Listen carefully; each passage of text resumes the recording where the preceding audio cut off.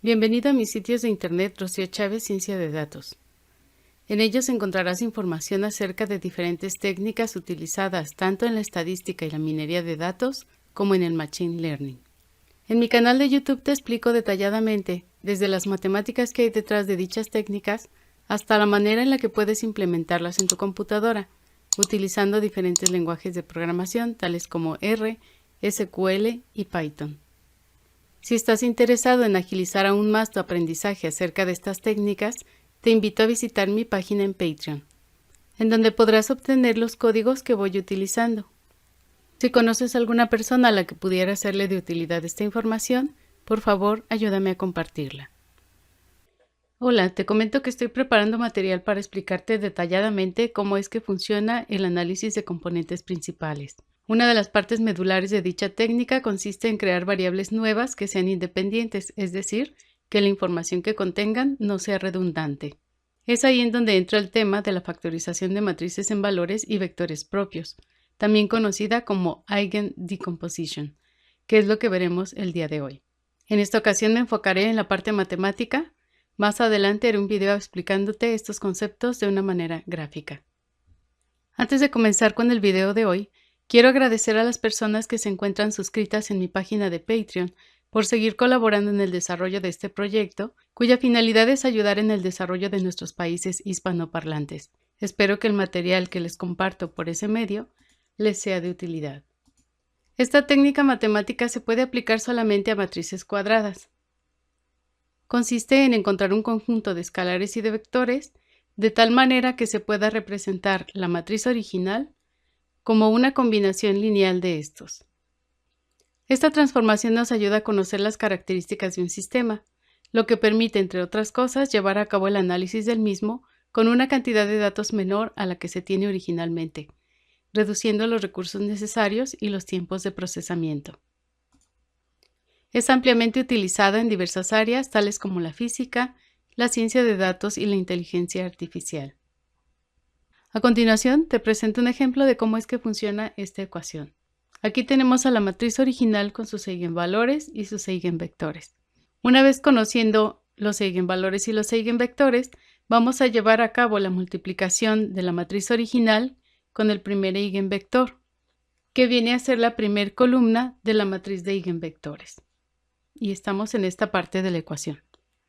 Del otro lado de la igualdad, vamos a multiplicar el primer eigenvalor por el primer eigenvector.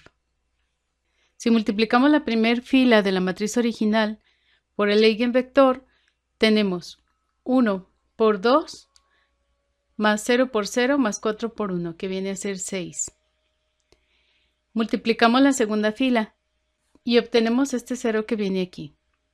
Al multiplicar la tercera fila, tenemos 3 por 2, 6, más 1 por 0, sigue siendo 6, más menos 3 por 1, que serían 6 menos 3, que nos da el 3 que está aquí. Si multiplicamos el eigenvalor por el eigenvector, también nos da 6, 0 y 3. Es decir, nos arroja el mismo resultado. Hacemos lo mismo con los demás eigenvalores y eigenvectores.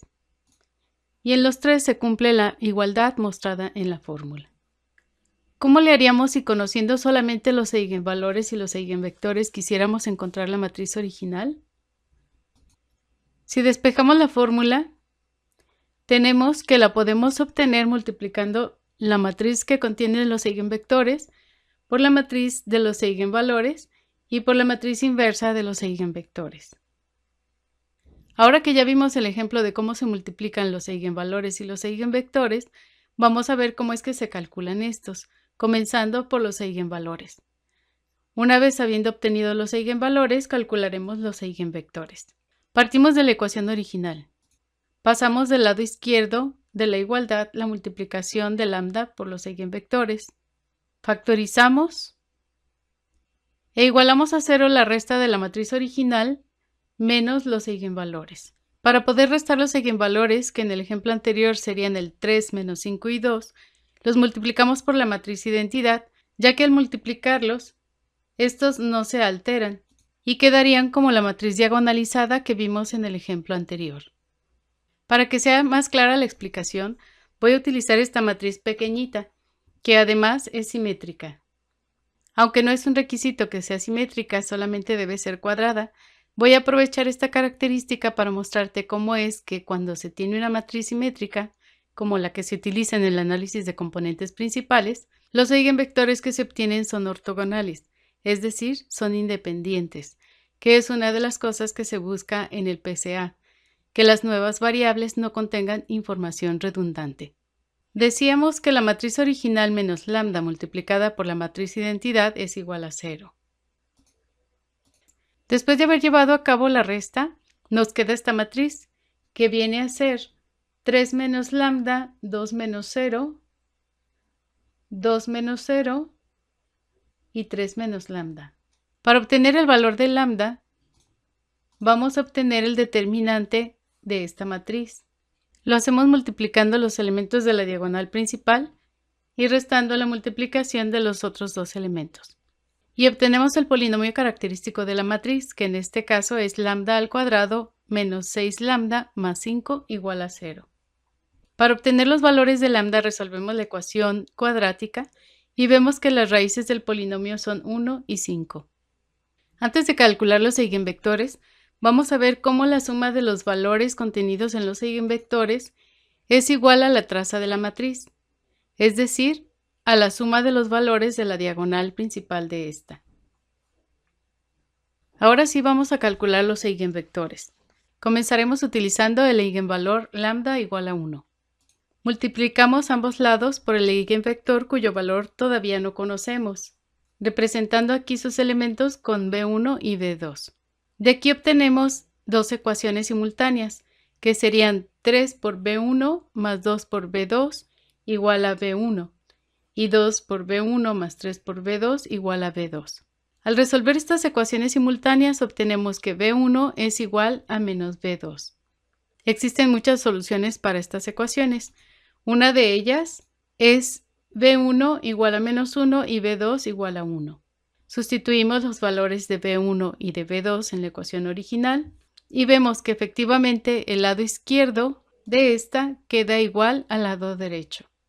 Otra información que podemos obtener del eigenvector es su magnitud, que en este caso es igual a 1.4142, que viene a ser la raíz cuadrada de 2.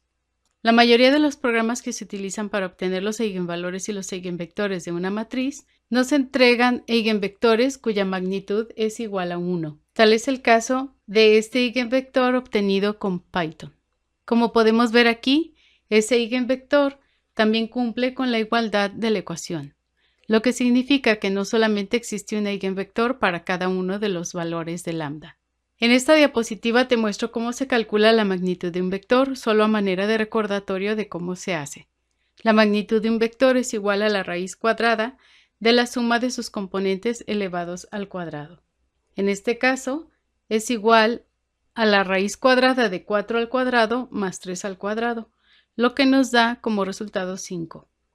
Te preguntarás cómo le hacen los programas para entregarnos eigenvectores unitarios. Lo que se hace es, se eleva al cuadrado a ambos lados de la ecuación para quitar la raíz cuadrada. Se divide todo entre el valor de la magnitud del vector. Y se dejan los sumandos de manera que estén elevados al cuadrado sin que se altere el resultado. Por ejemplo, aquí, al 2 del denominador, que no estaba elevado al cuadrado, se le aplica la raíz cuadrada.